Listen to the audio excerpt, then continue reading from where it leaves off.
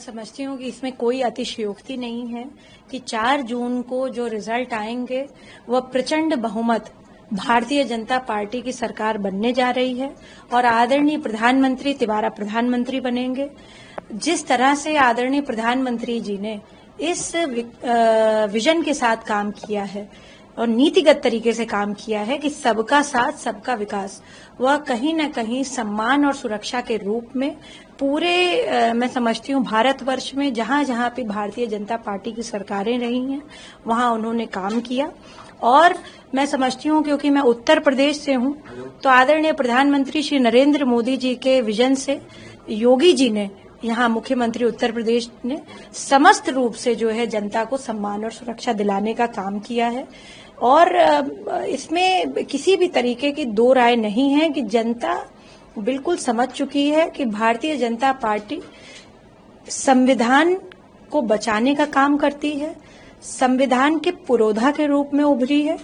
और जो मैनिफेस्टो में बीजेपी ने लिखा वह उन्होंने डिट्टो करके धरातल पर दिखाया है। तो यह किसी भी तरीके का, मैं समझती हूँ कि जो विपक्ष के इल्जाम लगे हमारे ऊपर वह सब बिल्कुल नाजायज इल्जाम लगाए गए और मैं समझती हूँ किसी भी तरीके का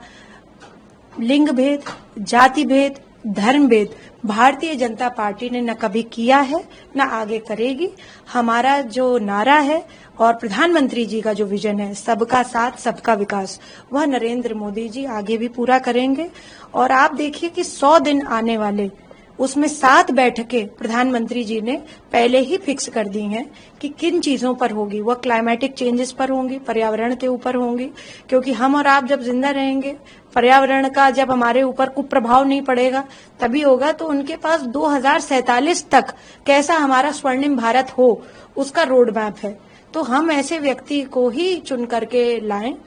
जिससे कि हमारे देश का भविष्य उज्जवल हो और यही लोगों ने किया है, यही भारतीय लोगों ने किया है और 4 जून को इसका रिजल्ट हम सबको दिखेगा। पूरे मैं समझती हूँ भारतवर्ष में जहां जहां पे भारतीय जनता पार्टी की सरकारें रही हैं वहां उन्होंने काम किया। और मैं समझती हूँ क्योंकि मैं उत्तर प्रदेश से हूँ तो आदरणीय प्रधानमंत्री श्री नरेंद्र मोदी जी के विजन से योगी जी ने, यहाँ मुख्यमंत्री उत्तर प्रदेश ने समस्त रूप से जो है जनता को सम्मान और सुरक्षा दिलाने का काम किया है। और इसमें किसी भी तरीके की दो राय नहीं है कि जनता बिल्कुल समझ चुकी है कि भारतीय जनता पार्टी संविधान को बचाने का काम करती है, संविधान के पुरोधा के रूप में उभरी है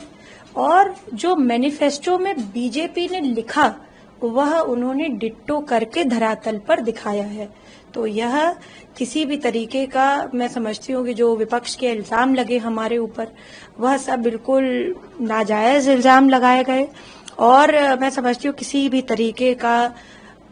लिंग भेद, जाति भेद, धर्म भेद भारतीय जनता पार्टी ने न कभी किया है न आगे करेगी। हमारा जो नारा है और प्रधानमंत्री जी का जो विजन है सबका साथ सबका विकास, वह नरेंद्र मोदी जी आगे भी पूरा करेंगे। और आप देखिए कि 100 दिन आने वाले, उसमें 7 बैठकें प्रधानमंत्री जी ने पहले ही फिक्स कर दी हैं कि किन चीजों पर होगी। वह क्लाइमेटिक चेंजेस पर होंगी, पर्यावरण के ऊपर होंगी, क्योंकि हम और आप जब जिंदा रहेंगे, पर्यावरण का जब हमारे ऊपर कुप्रभाव नहीं पड़ेगा तभी होगा। तो उनके पास 2047 तक कैसा हमारा स्वर्णिम भारत हो उसका रोड मैप है। तो हम ऐसे व्यक्ति को ही चुन करके लाएं